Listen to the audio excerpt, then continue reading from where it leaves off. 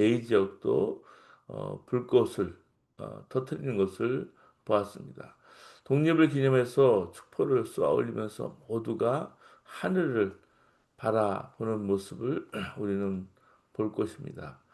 우리 믿는 사람이 근데 바라봐야 할 분은 예수 그리스도이십니다. 우리가 기도할 것은 하나님의 음성을 듣는 것입니다. 우리가 붙잡아야 할 것은 하나님의 말씀입니다. 하나님께서 우리에게 약속해 주신 것을 다시 확인하는 것입니다. 오늘도 여러분 주님과 동행하는 삶을 살기를 원합니다. 전에는 기도도 내가 원하는 것을 구했지만 이제는 주님이 우리의 기도를 이끌어 가 주시기를 여러분 기도해 주시기를 바랍니다. 하나님 이거 해주세요, 저거 해주세요 하는 기도가 더 이상 의미가 없어졌습니다. 그래서 하나님 나라를 위해서 함께 기도하자는 것입니다. 오늘은 특별히 지난주 수요일에 우리 수술을 받고 회복 중에 있는 우리 김양성 권사님 위해서 여러분 더 간절히 오늘 말씀과 함께 말씀 붙들고 주님 바라보면서 함께 간구해 주시기를 부탁을 드립니다. 잔느 기용은 예수를 깊이 체험하라라는 책에서 이렇게 말했습니다. 나는 당신이 그리스도를 알고자 애쓰는 초신자라고 생각하고 이야기하려 합니다. 주님께로 나아가는데 두 가지 방법이 있습니다. 첫째는 성경 말씀으로 기도하는 것입니다. 둘째는 항상 하나님을 바라보는 것입니다. 곧 하나님의 임재를 기다리는 것입니다. 성경 말씀으로 기도하는 것이야말로 성경을 대하는 유일한 방법입니다. 라고 말씀해 주고 있습니다. 고린도후서 13장 5절에 예수 그리스도께서 너희 안에 계시는 줄을 너희가 스스로 알지 못하느냐 이렇게 말씀해 주고 있습니다. 이 말씀을 붙들고 기도하는 것을 우리가 말씀 기도라고 말합니다. 오늘도 시편 말씀 시편 89편 말씀을 붙들고 기도하는 것이요. 여러분 하나님께 기도하러 나아가는 그런 방법입니다. 우리가 하나님께 대해서 반드시 알아야 할 것이 하나 있는데 그것은 하나님께서는 하나님의 자녀들과 약속을 맺으시고 그 약속을 이루시는 분이라는 사실. 하나님께서 우리를 구원하실 때도 그렇습니다. 하나님의 뜻을 이 땅에 이루어 가실 때도 반드시 이런 방법을 사용하시고 역사하십니다. 그렇기 때문에 성경을 읽다가 은혜가 되는 말씀이 나오면 반드시 말씀 붙들고 기도해야 하는 것입니다.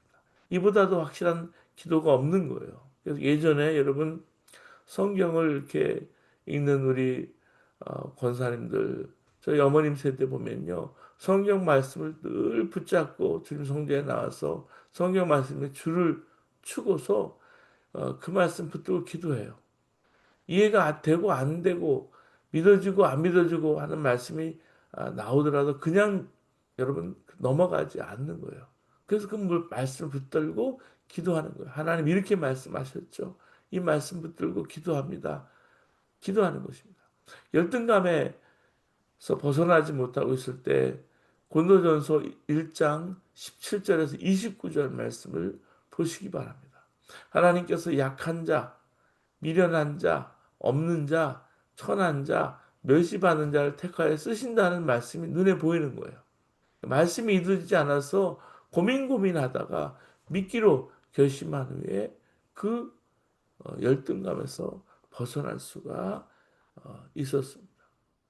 시편 89편을 우리가 읽었는데요. 여기 보면 다 읽지는 않았지만 유난히 하나님의 신실하심에 대한 그 고백이 나옵니다. 전능하신 하나님, 성실하신 하나님, 신실하신 하나님이 세상을 어떻게 통치하시는가 그 통치자에 대한 묵상이 나옵니다. 시편 89편 1절 말씀 보시기 바랍니다. 내가 여호와의 인자하심을 영원히 노래하며 주의 성실하심을 내 입으로 대대히 알게 하리이다. 8절 말씀 보시면 여호와 만군의 하나님이여 주와 같이 능력 있는 자가 누구리이까 여호와여 주의 성실하심이 주를 둘렀나이다. 이것은요 하나님 약속하신 것을 반드시 신실히 성실히 지키시는 분이라는 그런 고백이에요. 이 점이 하나님의 독특하심이고 하나님 위대하심입니다. 전능하심이에요. 6절 말씀 보시면 무릇 구름 위에서 능히 여호와와 비교할 자 누구며 신들 중에서 여호와 같은 자가 누구이리까? 우리가 하나님의 약속을 알게 되고요. 그 약속 붙잡고 기도하였다가 그것이 성취되는 것을 경험하는 것은 말할 수 없는 기쁨이에요. 하나님을 향한 찬양이 그래서 그치지 않게 되는 것입니다. 15절 말씀 보면 즐겁게 소리칠 줄 아는 백성은 복이 있나니 라고 말씀해주고 있습니다. 16절 말씀 보시면 그들은 종일 주의 이름 때문에 기뻐하며 주의 공의로 말미암아 높아지우니라고 말씀해주고 있습니다. 그래서 시편 89편에 하나님께서 다윗과 맺으신 그 언약에 대해서 찬양하고 있습니다. 3절 말씀 보면 나는 내가 택한 자와 언약을 맺으며 내 종 다윗에게 맹세하기를 내가 내 자손을 영원히 경고히 하며 내 왕위를 대대에 세우리라 하셨나이다 라고 고백하고 있습니다.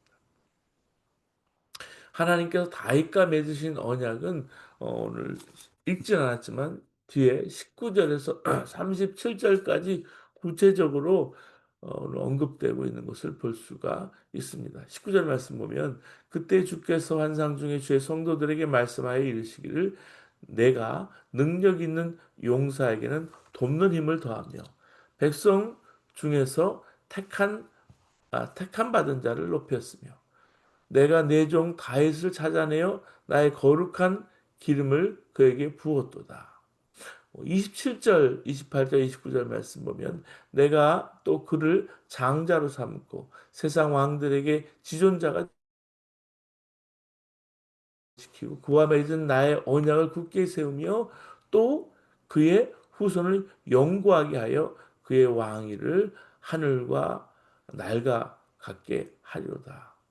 이렇게 계속해서 하나님의 언약에 대해서 다윗과 맺은 약속을 이렇게 쭉 말씀하시다가 38절부터는 갑자기 분위기가 싸해져요. 시편 기자는 하나님께 항의하는 듯 어조를 바꿉니다. 하나님께서 언약을 지키지 않으셨다는 이야기를 하고 있는 거예요. 38절, 39절 말씀 보면 그러나 주께서 주의 기름 부음 받은 자에게 놓아사 물리치셔서 버리셨으며 주의 종의 언약을 미워하사 그의 관을 땅에서 던져 욕되게 하셨습니다.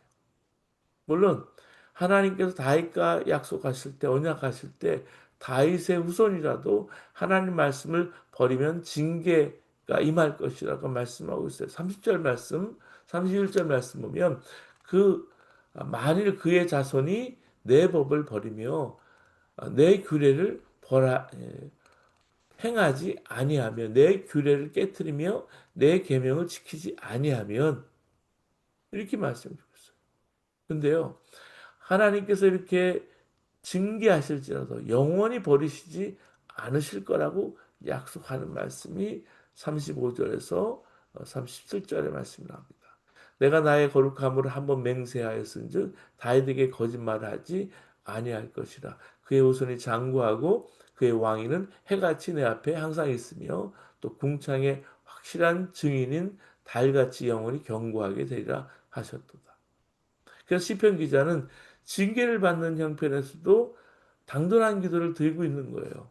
주 여호와의 언제까지니까 스스로 영원히 숨기시리까 주의 너가 언제까지 불붙듯 하시겠나이까 주여 주의 성실하심으로 다윗에게 맹세하신 그 전에 인자하심이 어디 있나이까. 오늘 본문 46절 47절에 그렇게 말씀해주고 있어요. 이런 기도는 우리가 읽기에도 가슴이 떨리는 그런 장면이죠. 하나님께 이런 식으로 기도해도 될까? 근데 이것이 하나님의 언약을 믿는 성도가 누린 은혜고 복인 것입니다. 하나님께서 언약을 주신 것은 이렇게 기도하라고 허락해 주신 거예요. 다니엘서 9장에도 보면 이스라엘 백성들이 포로가 돼서 이방 민족에 끌려 지낸 지 70년 가까이 되고 있습니다. 이걸 바벨론 포로기라고 합니다. 어느 날 예루살렘으로 이제 돌아가게 될까? 이제는 기도조차 힘이 빠지는 거예요. 다니엘이 왕의 서고에 들어가서 이 책 저 책을 보다가 예레미야 선지자가 기록한 두루마가 있는 것을 발견합니다. 이걸 보고 펼쳐 있다가 깜짝 놀라게 돼요.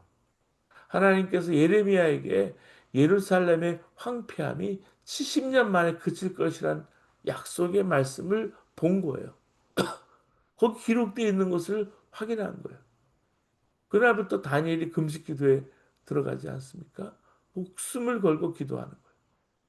다니엘서 9장 4절 말씀 보면 내 하나님 여호와께 기도하며 자복하여 이르기를 크시고 두려워할 주 하나님 주를 사랑하고 주의 계명을 지키는 자를 위하여 언약을 지키시고 그에게 인자를 베푸시는 이시요. 언약을 지키시고 그에게 인자를 베푸시는 이시요. 한마디로 하나님 약속해 주지 않으셨습니까? 이 약속 꼭 지켜주세요. 그렇게 기도하는 것입니다. 특히 주목할 것은 주를 위하여 하소서라고 기도했다는 말씀이에요. 주는 그들의 힘의 영광이시며 주의 뿌리, 주의 은총으로 높아 지우리니 하나님께서 하신 약속이니 이 기도의 응답은 하나님을 위한 것이라는 그 대담함이 여기 말씀에 기록되어 있는 거예요. 하나님의 언약을 붙잡고 기도하는 것은 이런 담대함이 있는 기도입니다.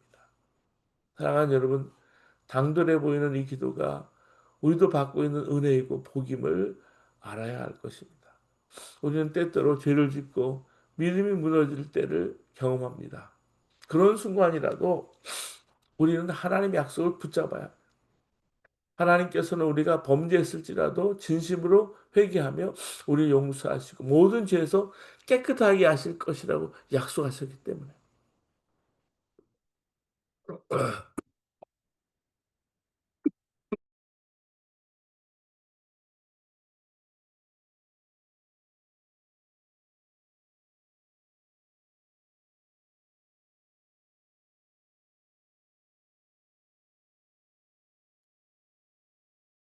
죄송합니다.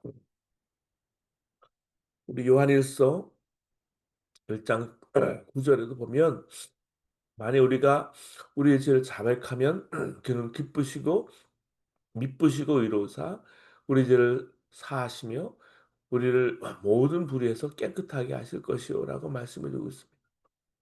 이렇게 하나님 약속을 붙잡고 드리는 기도와 그저 힘들어요. 하나님 괴롭습니다. 도와주세요. 살려주세요 하는 기도는 완전히 다른 것입니다. 66년 동안 1만 명이 넘는 고아를 먹이고 입히고 가르쳤던 조지 뮬러 목사님 여러분 기억하실 거예요. 이 조지 뮬러 목사님은 시편 68편 5절의 말씀을 먼저 붙잡았습니다. 그의 거룩한 처소에 계신 하나님은 고아의 아버지시며 과부의 재판장이시라. 이 말씀을 읽고 붙잡고 기도할 때 영혼이 흔들리는 큰 감동을 받은 거예요. 또 빌립보서 4장 19절 붙잡았어요. 나의 하나님이 그리스도 예수 안에서 영광 가운데 그 풍성한 대로 너희 모든 쓸 것을 세우시라는 말씀. 그리고 마태복음 17장 20절을 붙잡았습니다. 만일 너에게 믿음이 겨자씨 하나일 만큼만 있어도 이 산을 명하여 여기서 저기로 옮겨지라 하면 옮겨질 것이요 또 너희가 못할 것이 없으리라. 예수님 말씀을 굳게 이렇게 붙잡았기 때문에 그 일이 가능했습니다.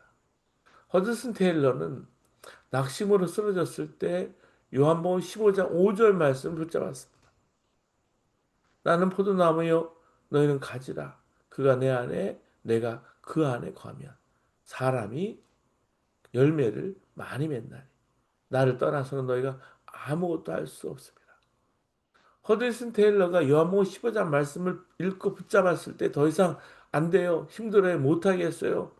하면서 몸부림칠 일이 아니라는 사실을 아는 거예요. 예수님 약속을 믿을 것이냐, 믿지 않을 것이냐, 그것뿐이에요. 그는 믿기로 결단하고 그 약속의 말씀을 붙잡은 것입니다. 선교사 리빙스턴은 평생 주님께서 주신 두 가지 약속을 붙잡고 살았다고 했습니다. 하나는 요한복음 14장 18절을 붙들었어요. 내가 너희를 고아와 같이 버려두지 아니하고 너희에게로 오리라 약속하신 것. 그리고 마태복음 28장 20절 내가 세상 끝날까지 너희와 항상 함께 있으라 하신 약속. 우리가 하나님 약속을 믿는다면 하나님의 언약을 붙잡고 기도해야 합니다. 제 여동생이 천국에 갔을 때 가장 슬펐던 것은 저를 위해서 기도해 줄 동역자, 형제가 하나 없어졌다는 것이었어요. 기도하는 어머니, 무릎을 살던 어머니도 여동생이 천국에 간 후에 1년 동안 기도가 나오지 않고 우울증이 지나가는 것을 저는 보았습니다. 저를 위해서 기도해 줄 사람이 없는 거예요. 새벽 기도를 하면서 그리고 예수 사랑교를 섬기면서 힘이 나는 것은 목사님 힘내세요. 저는 아무 힘이 없지만 기도합니다. 여러분 그 기도가 얼마나 큰 힘이 되는지 몰라요. 그 기도할 사람이 없다면 낙담하게 되지 않겠습니까?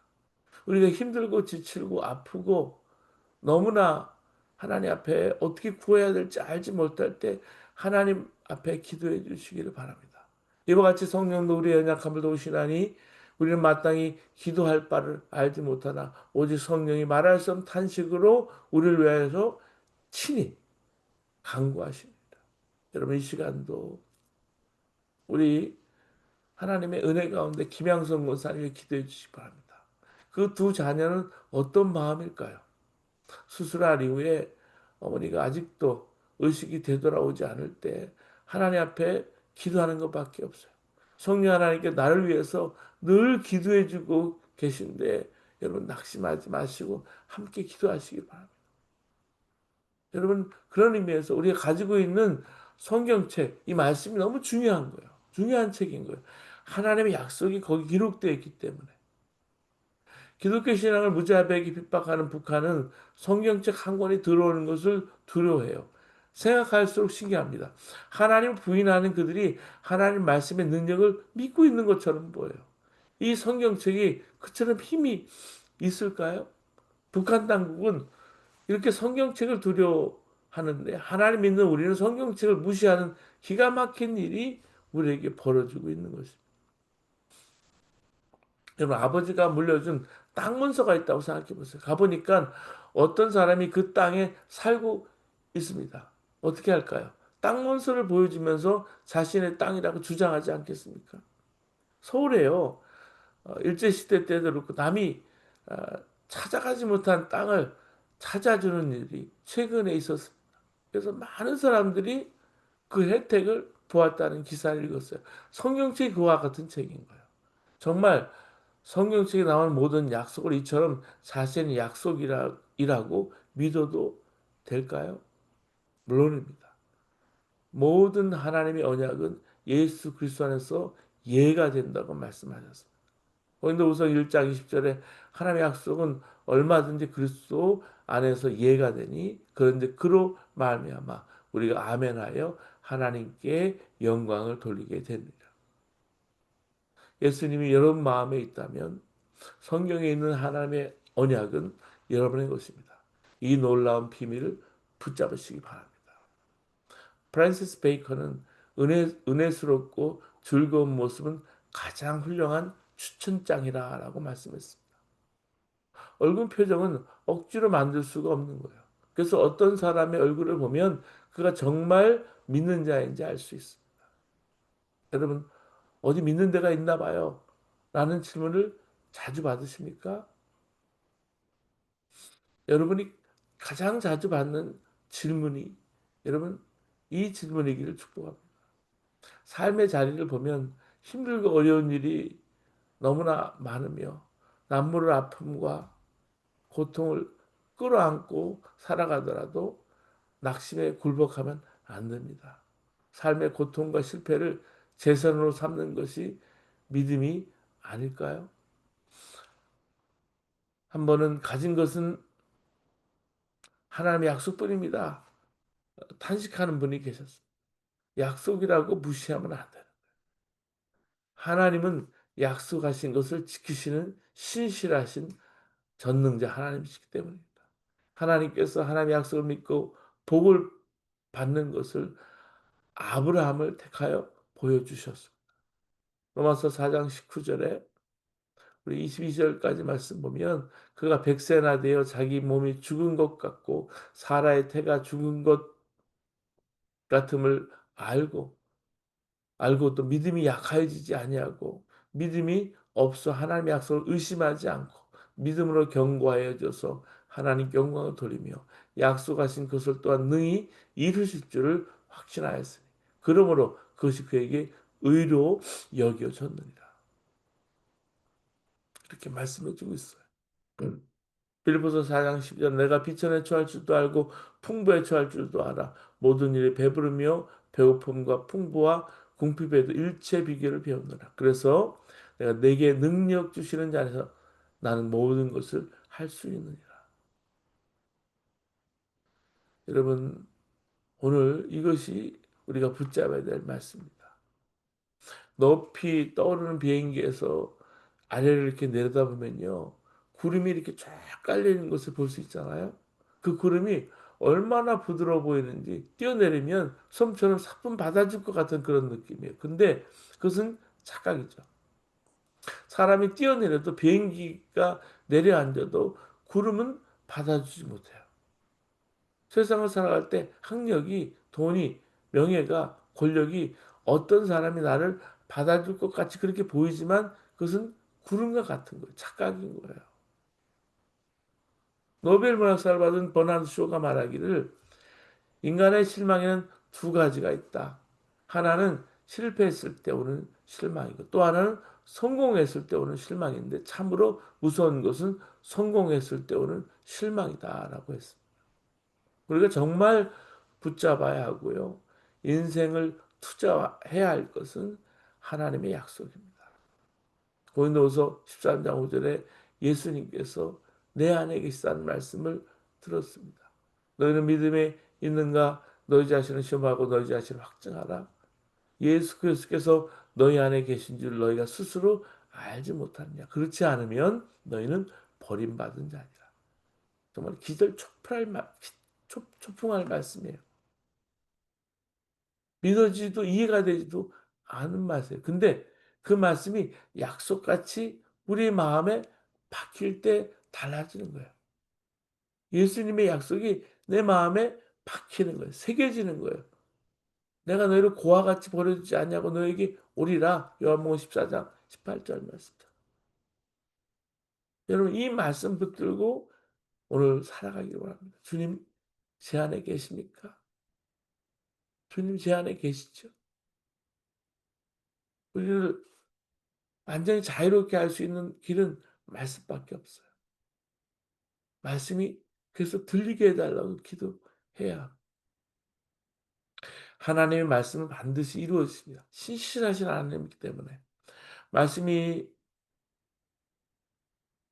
주어진 당시에는 도무지 불가능한 걸 한 것 같이 그렇게 보였고 현실성이라고는 조금도 없었던 그런 말씀 같았어요. 사도 바울 당시 그의 존재는 정말 초라했어요. 절대 강자 로마 제국, 유대교의 핍박, 우상과 미신들이 진리인 양 여겨졌던 그 시절. 그는 옥에 갇힌 광신도였을 뿐이었습니다. 그렇게 순교했어요. 근데요, 그가 붙잡은 하나님의 약속이 얼마나 위대한 것이었는지 우리는 지금 읽고 있고요, 보고 있고요, 붙잡고 있습니다. 사랑하는 여러분, 낙심하고 좌절하고 있으십니까? 살기가 힘들고 어렵습니까? 오늘도 병실 가운데 하나님의 약속을 붙잡고 기다리고 계십니까?